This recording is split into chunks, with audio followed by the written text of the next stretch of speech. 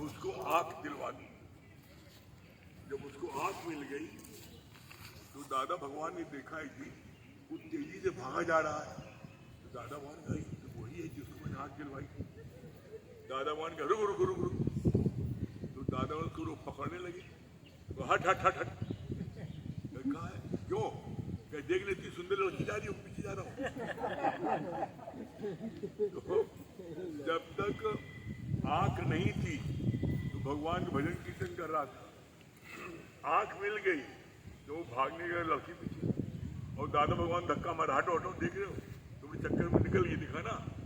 तो दादा भगवान ने बड़ा अच्छा कार्य किया, उसको आंख मिल गई, उसका जीवन जो अंधकार में था प्रकाश में कर दिया। प्रकाश में होने वाले उसने किया क्या जीवन का, उसका दुरुपयोग किया ना। तो इसीलिए भगवान ने बोला कि तुम किसी चीज का दान करोगे, जिसको दान दोगे, अब उसकी मर्जी पर उसका उपयोग कैसे करें, उसका दुरुपयोग करें। जैसे किसी ने बोला कि मैं 3 दिन से भूखा हूं, आया 3 दिन भूखा हूं, मुझे भूख लगी, खिला दूंगा। कहा भूखा है, खिला दे। अरे भाई 3 दिन से भूखा है, तुम्हें खिलाने के शौक है, तो उससे पूछो 3 दिन से भूखे क्यों हो, तुम 3 दिन कहाँ थे, पहले उसकी इंक्वायरी करो जाके, 3 दिन भूखा क्यों है, तब अन्न दो। अब तुमने 2 अन्न उसको खिला दिया, भूख की दया आ गई।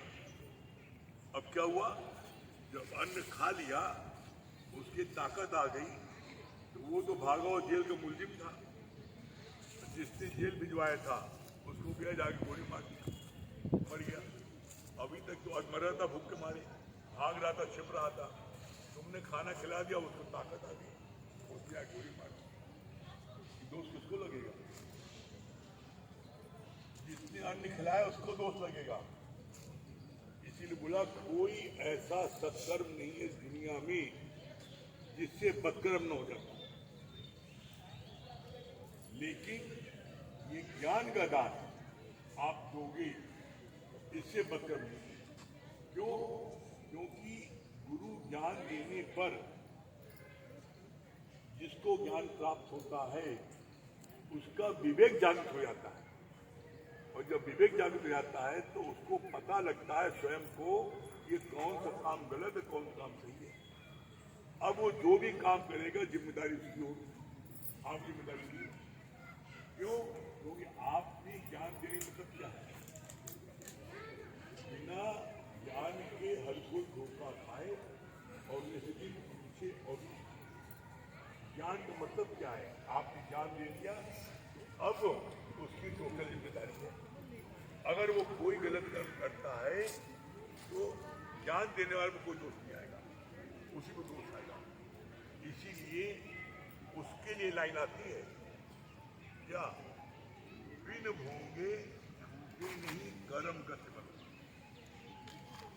बिन भोगे, जो गलत कर्म करता है ज्ञान प्राप्त करने के बाद, तो उसको बिना भोगे उसको छुट्टी नहीं मिलती।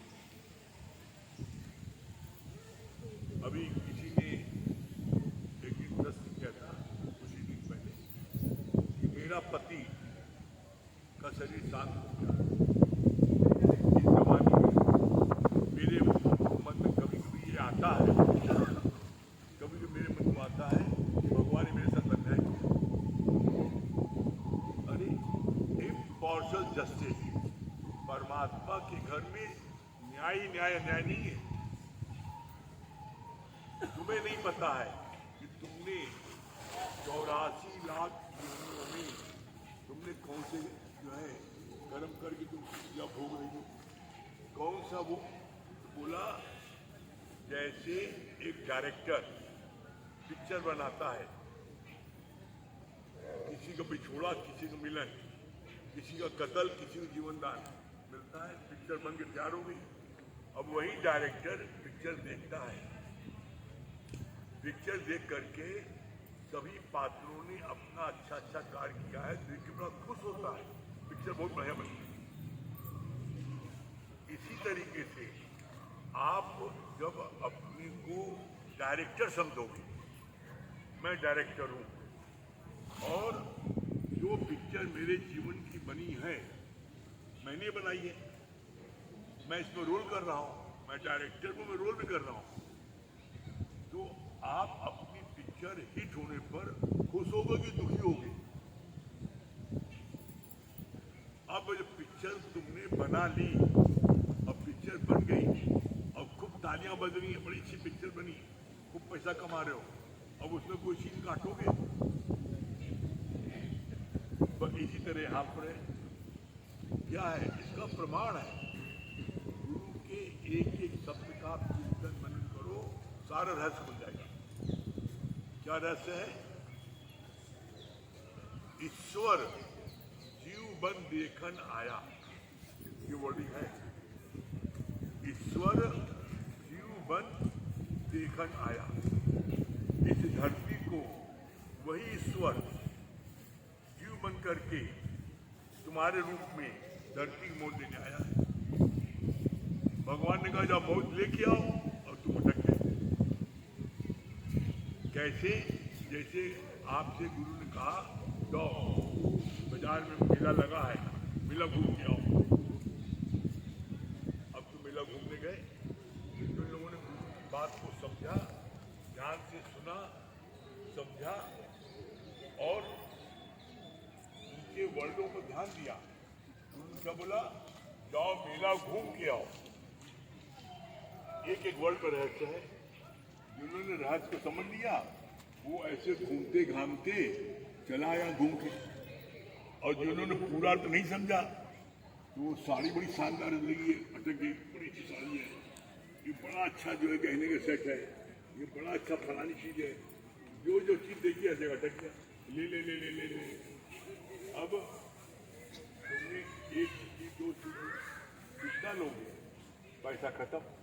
अब मायूस, देखो पैसा होता ना, यार ये साड़ी ले लेते, ये साड़ी 1 लाख की है, क्या करें, हमारा पति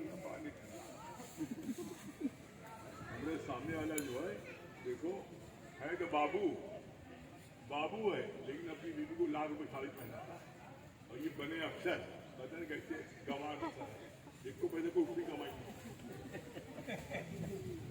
अब वो ऊपरी कमाई अज्ञानता में कमाई, और वो जो है ज्ञानवान है अफसर, उन्हीं देता हूँ।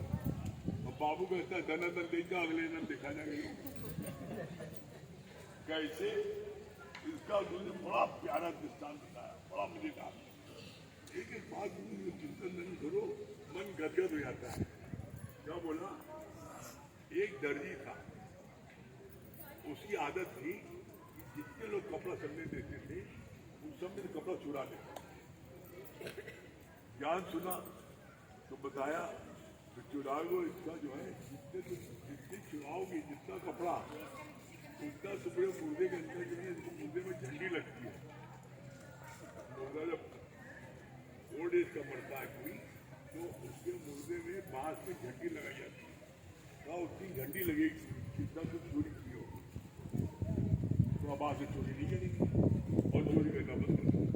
लेकिन उसने एक हाथ था अपने साथी से, जिसने क्या सुनाया था, अगर मान लो हमारी आदत बड़ी पुरानी, अगर हम चोरी करने लगे तो तुम कह देना झंडी, तो मुझे याद आ जाएगा, आगे उधर आगे जाएगा, क्या झंडी याद रहेगा, तो हम चोरी नहीं करेंगे। ऐसे हुआ, जहाँ कपड़ा कटिंग करे उसमें थोड़ी चोरी करनी, जैसे वो चोरी करने लगे झंडी तुरंत छोड़ दे, नहीं काटे। ऐसे ही चलता रहा, कुछ दिन चलता रहा। एक दिन बड़ा शानदार सनील कपड़ा, बड़ा शानदार, उसको काटा। अब उसको काटा तो उसमें चोरी करना, झंडी। एक बार कहा, 2 बार कहा, 3 बार झंडी झंडी, क्या झंडी कहो या झंडा कहो, हमें में चोरी जरूर करो, बहुत बड़े कपड़ा। जैसे इतनी झंडी लगी, एक झंडी और लग जाए।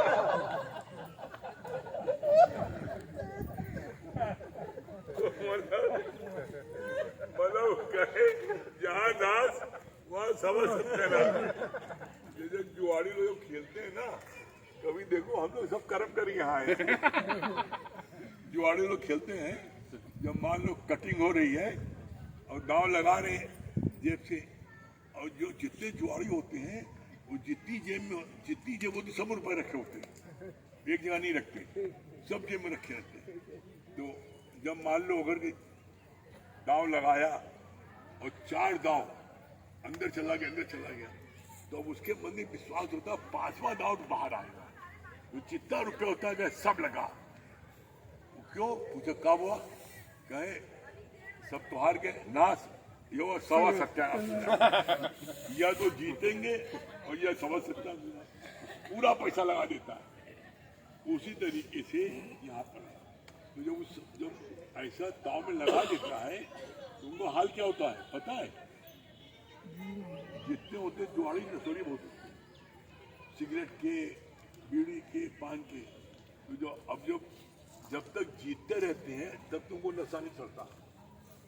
जब वो हार जाते हैं तब उनका सिर दर्द हो रहा है, बड़ा दर्द हो रहा है, तो वो बगल वाले पास एक बीड़ी एक बीड़ी दे दो, तो मजदूरों बीड़ी मांगी पी लेते हैं, है करोड़पति। लेकिन जब हार गया, जब कहाँ से लाई, तब सत्यानाश हो गया, हार नहीं गए, जेब में 2 रुपए नहीं, एक बीड़ी लेने ना, तो वही बीड़ी पिला।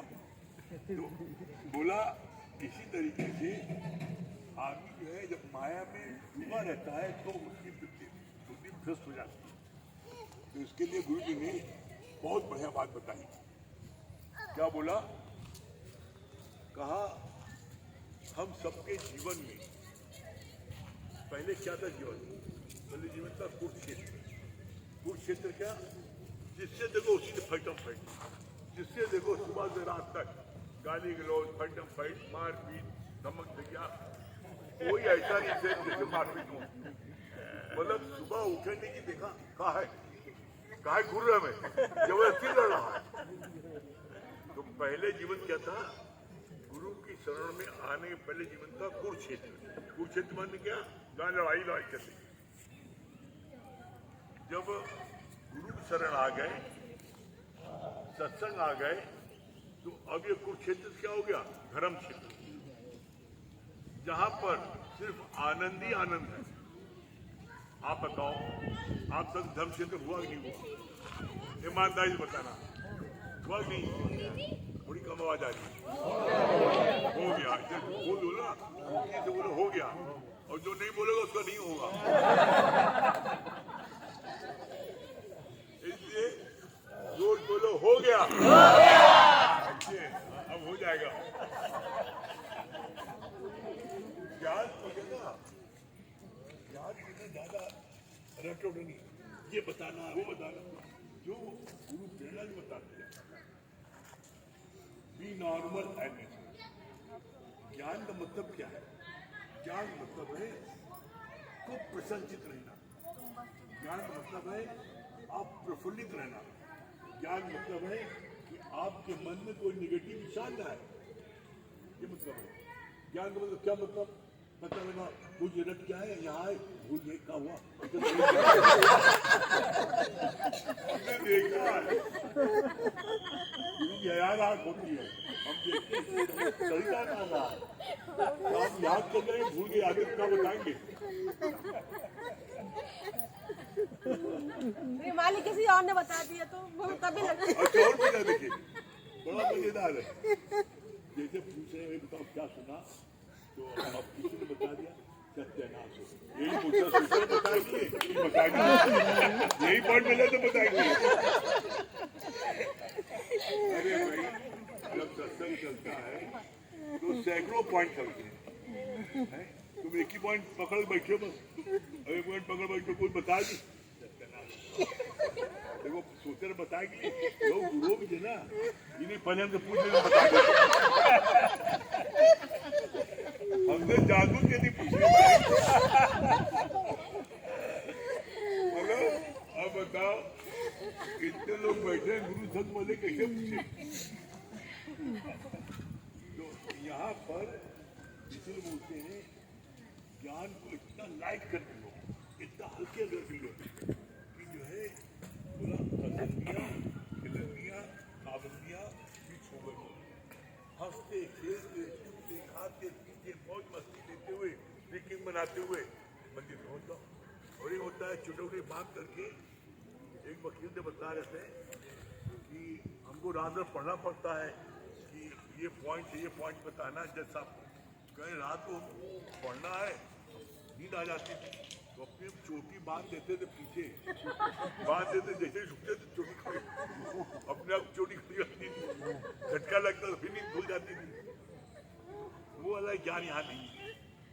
ये ज्ञान बड़ा सहज है, एकदम बिल्कुल खूब प्रसन्न होते हुए खाते पीते मौज मस्ती लेते। इसीलिए तो हम कह देते हैं यहाँ पर कि जो सत्संग बाद में जो लोग गुरु आप खा लीजिए, वो आप खा लीजिए, ये क्या खाएंगे जिसको वजह तो लाओ नहीं प्रसाद। ये जो प्रसाद है अच्छा, लेकिन जो लोग उदार की तो मानते नहीं, ले आते हैं तो ये चले आते हो ना, चुपचाप पीछे रख दो, व्यवस्था देखने वाले वो चुपचाप बांट देंगे। अब एक जने एक से करते हो, उससे व्यवस्था खराब होती है। यहाँ पर गुरु रमज और समझ, हर काम करो रमज समझ से, डिसिप्लिन में।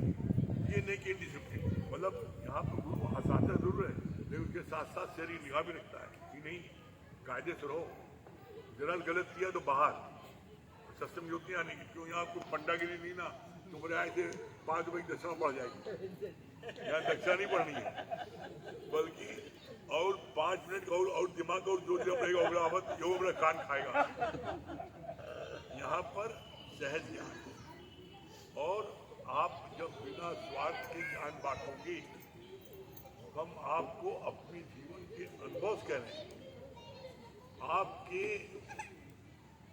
इतनी पावर आ जाएगी आपके मुख से, आप जो बोलो हो जाएगा, जो बोलो हो जाओगे। लेकिन कभी भूल के माया के लिए नहीं बोलो। क्यों बोला? एक होता है कल्याण, कोई वचन आपने बोले उससे किसी कल्याण हुआ, और एक वचन बोले वो काल ने खा लिया। अगर तुमने माया मांगी तो काल खा जाएगा। कैसे? तुमने सत्संग सुना, आज कहा ना जो सोचो हो जाएगा। ये भगवान हम ही है ना, 1 करोड़ वाली कार आ जाए तो ये बड़ी माया कार है, आज भाई खाई में गिर जाएगी, तुम्हें लेट पे खाई में गिर जाएगी, तुम भी गए कारों में। इसलिए बोलते हैं भूल के कभी अपने मन की जो आसक्ति है उसको मत कहो, हमें भगवान ये दे दो। तुम नहीं जानते हो कि तुम्हारा किसी में काल है और किसी में कल्याण है, ये भगवान को पता होता है। तो इसलिए अगर मांगने बिना नहीं रह पाती है, पहले तो मांगो नहीं, पहला सब उत्तम जो है उसकी मांगो। लेकिन किसी की आसक्ति होती है, बिना मांगे नहीं रह पाता, तब क्या करो? कब मांगो? जय विधिनाथ वो हित मोरा, करो सुबेग दास मैं चूरा, सो तुम जानो अंतर्यामी, और पूर्वो मोर मनोरथ स्वामी। हे प्रभु, मेरा जिसमें हित है वो आप उसका सीख करो, मुझे नहीं पता मेरा हित। जैसे एक छोटे बच्चे को नहीं पता है, वो पतंग उड़ा रहा है, गुल्ली डंडा खेल रहा है, माँ खेल रहा है, उसको नहीं पता मेरा भविष्य खराब हो रहा है। माँ उसको जो है तमाचा मार के पढ़ने बैठाती है। उस समय बच्चे को ऐसा लगता है इस दुनिया में मेरी माँ सब थोड़ी दुश्मन है। लेकिन वही बच्चा जब माँ के मार खाने पर पढ़ने लगता है, पढ़ लिख कर जब वो बन जाता है कमिश्नर, बन जाता है डीएम, बन जाता है बड़ा धनी व्यक्ति, तब उसको लगता है नहीं, अगर मेरी माँ ने मेरे साथ शक्ति न की होती, मेरी माँ ने मेरे को ऐसा न किया होता, तो आज हम भी ठेला चला रहे होते, आज हम भी जो है हमारे जो हमारा दोस्त है उस जेल में बंद है, मैं भी घूमना होता। तब उसको माँ की कदर पता। इसी तरीके से यहाँ पर शिष्य को कब कदर पता लगती गुरु की, जब वो किसी जगह जाके ज्ञान बांटने जाता है, किसी को ज्ञान सुनाता है, और जब ज्ञान सुनने के बाद जो जिसको ज्ञान सुनाया वो सुसाइड करने जा रहा था कि आपने अगर आज ये ज्ञान में सुनाया होता मैं निश्चित सुसाइड कर लेता, आपका ज्ञान आप मेरे लिए भगवान है। जब वो उसको भगवान दर्जा देता तब ज्ञान को मिला कहाँ से? मिला गुरु से तब उसको गुरु की कदर होती है, ऐसी कदर नहीं होती है। इसीलिए बोलते हैं जो बांटन वाले को लगे मिलती करन, ज्ञान सुनो इसको बांटो जरूर। और बांटने के लिए जो गलती क्या होती है, बांटने के लिए क्या होता है, जो स्कूल चल रहा है जहाँ टीचर पहले के अपार्टमेंट है वहाँ पे जब वो बांटने चौक जाए घुस के ढके गए, तुम्हारा आप बताओ अरे तुम्हारा अपार्टमेंट हो वहाँ पर, तुम किससे पूछ के बोल रहे भाई वहाँ पर तुम्हारा अपार्टमेंट हुआ, बिना अपार्टमेंट ले तुम बताओगे? नहीं हटो, हम जाएंगे बताना आपको। ऐसे नहीं, पहले इसका प्रोसेस होता है। पहले आप जा करके अस्पताल में जाओ, जनरल वार्ड में जाके चुपचाप खड़े हुए देखो कौन व्यक्ति दुखी है, उस एक व्यक्ति को जा करके किसी के ज्ञान को बताओ, भजन सुनाओ।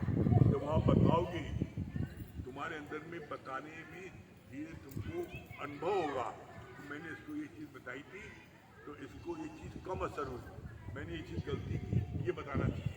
अब अगले अस्पताल जाओगे वहाँ बताओगे, अब वो चीज़ भूल नहीं करोगे। ऐसे जब आपकी ट्रेनिंग होगी बताओगे, 4-6 जगह जाओगे बताओगे, रोज बताओगे, तो आपको अपनी गलती बोला, गलतियों से इंसान सीखता है। तो आप जो है क्या है धीरे सीखोगे। जब आप सीख लोगे और आपके पास में एक डिप्लोमा आ जाएगा, हाँ भाई मैंने इतने अस्पताल में जा करके मैंने बांटा है ज्ञान। जब थोड़ा सर्टिफिकेट दिखा इसकी बात तब पूरे पार्ट चलेगा, जब यहाँ बात ये स्कूल है, ये स्कूल में वैकेंसी नहीं आ जाएगी बात तब मिलेगी जगह की, ऐसे मिल जाएगी जगह तो बांट। आदमी चाहता है चार दिन सुन लिया और जो है जो बना बनाए सत्संग जहाँ है जिसके घर में उसको गया धमाक से बैठा है, आप बताओ क्या सुना बंदा का बता अभी पूरा पार्टी हुआ है कि अलग साइड में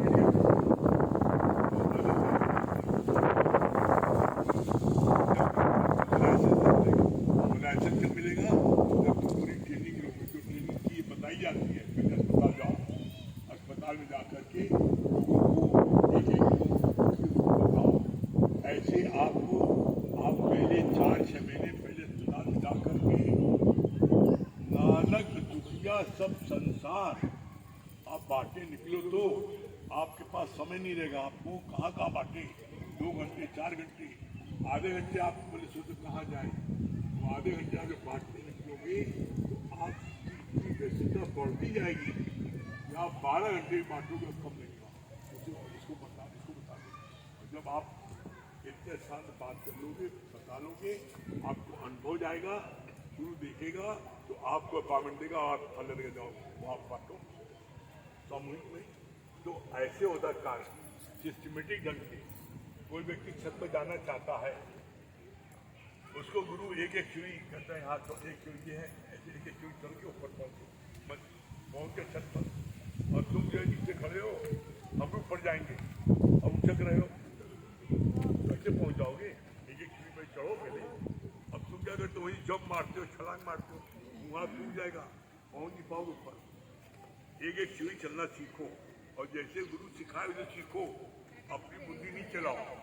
इसलिए बार बार कहा जाता है मन बुद्धि कर दो अर्पण, ज्ञान तभी पाओगे, और मन बुद्धि चलाओगे गुरु से पूछाओगे। ये मनुराम इतना पागल प्रोफेसर है, ये बार बार आपको गुरु से दूर करने की कोशिश करेगा। क्यों करेगा? क्योंकि ये मन का एक छत्र राज तुम्हारे शरीर पर है, तुम मन के गुलाम हो, जो मन कहता है जंबर करते हो। यहाँ पर गुरु तुम्हारे मन को जो तुम गुलाम थे तुम्हें बादशाह बना देता है, मन को गुलाम बना देता है। तो मन जो है जैसे घायल सर्प होता है एकदम फुंकारी मारता, उसी तरीके से ये मन घायल सर्प की तरह काटने दौड़ता है। तो गुरु को तो काट नहीं पाता, जानता है गुरु कह देगा पूरा उसका भाव तो फिर मुझसे हो जाएगा, तो गुरु के बाद नहीं लपकता, वो तुम्हें कमजोर पाता है, वो तुम्हें लगा के पागल तुम्हें बेवकूफ बना रहे फलाने को बस चलो बहुत बढ़िया है वहाँ चलो, अब तुम्हें दूर ले जाएंगे, भगा देगा तुम्हें कोई न कोई चीज तुम्हें इन चम की आंखों में दिखा देगा और तुम गुरु दूर हो जाओ। बस यही सब थोड़ी जीवन की भूल है। तुम एक नहीं 1000 बार सुबह दोपहर शाम रात 1000 बार जांचो परखो, और जब 1000 बार जांच लो परख लो, गुरु कभी नहीं कहता तो हमें गुरु मानो, कभी नहीं कहता। जब तुम्हारा अंदर वाला 1000 बार परखने के बाद कहे नहीं मेरा उद्धार इन्हीं से है, तब तुम गुरु मानो। और जब गुरु एक बार मान लो तब पीछे मुड़ के मत। मेरा कहना रहता है तुम मत मानो, तुम जो है दोस्त मानो, टीचर मानो, सखा मानो, कुछ भी मानो, मत मानो, लेकिन आप जब एक ही शरण में रहोगे, एक ही आज्ञा का पालन करोगे, एक से अपने पूरे प्रश्न का उत्तर लोगे, ऐसा हो नहीं सकता आप मंजिल प्राप्त गारंटेड है आप मंजिल प्राप्त करोगे। ये बात हम अपने जीवन के अनुभव कर रहे हैं। हमने श्याम भगवान अभी भी हैं, हमारे गुरु जी हैं, नारायणी भगवान है, लेकिन हमने एक प्रमला भगवान माना बस कि मेरे गुरु प्रमला भगवान है। लोगों ने कहा भी उनके हुए, हमने गुरु से प्रश्न किया, मैंने कहा उनका गुरु आप गुरु श्याम भगवान, आप उनकी वाणी लिखी है एक आदर्श श्रृंखला, जो मेरे मन में आता है कि हमको तो स्थापित नहीं कर रहे, हमें आपकी वाणी अच्छी लगती है, आपने मेरे साथ इतनी मेहनत की है, इतने मेरे जीवन को आपने सुधारा है कि मेरा नतमस्तक, मेरा मन सिर्फ आपके आगे झुकता है। तो ऐसा गलत तो नहीं है, गलत तो नहीं कर रहा हूँ। तो गुरु जी ने कितना बढ़िया जवाब दिया, कहा पिता एक होता है, माँ एक होती है, माँ 4 नहीं होती है। जिसने तुम्हें जन्म दिया, जिसने तुम्हारा जीवन बनाया, उनका तुम सुनते हो, उनकी आज्ञा में चलते हो, ये सबसे सरल साधन है मंजिल तक पहुंचने का।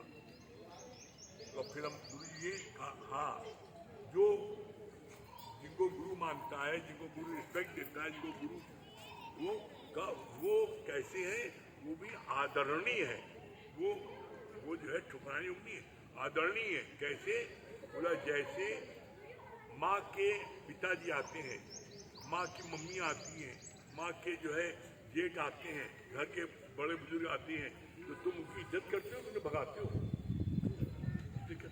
बोला इसी तरीके से जो भी जिसको गुरु मान देता है, तो तुम उसकी इज्जत करो, मान करो, खिलाओ पिलाओ, सब करो, लेकिन चलो एक क्या क्या, इसीलिए कहा जाता है एक साधे सब सदे, सब साधे सब सदे। तुम 4 की उसमें चलोगे तो कोई पूरब घसीटेगा, कोई पश्चिम घसीटेगा, कोई उत्तर घसीटेगा, कोई दक्षिण घसीटेगा, परिणाम क्या होगा, जहाँ खड़े हो वहीं खड़े रहोगे, जिंदगी भर पढ़ नहीं सकते हो। और जिन्होंने कहना मान करके एक को साथ के आगे चले हैं, आज वो जो है 9 रतनिया 9 रतन हो गया।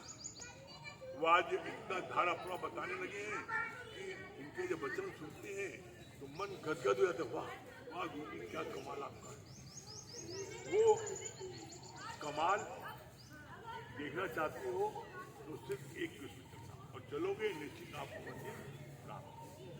ठीक है, क्या बता रही नीलू जी?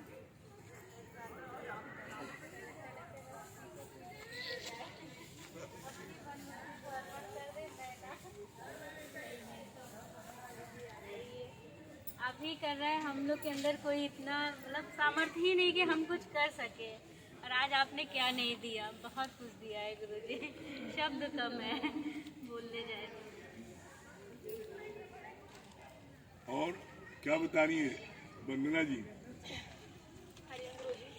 बहुत शुक्राने, आपने बोला ना, ये तो हम लोगों ने आपसे ही सीखा है कि एक साधे सब सदे सब साथ सबका है। आपने ही बताया, गुरु तो हम लोगों ने बहुत अनजाने में की, लेकिन आपने ही बताया, और तब से ये इस चीज़ों को पक्का कर लिया है कि आपका ही संग करना है। और ये बहुत अच्छा पॉइंट लगा कि जैसे आपको शक्ति मिली है, उसका आप दुरुपयोग करते हो, तो उसका मिसयूज करते हो, माया को मांगते हो, तो आपकी शक्ति खत्म हो जाएगी। चलिए भजन सुनाइए।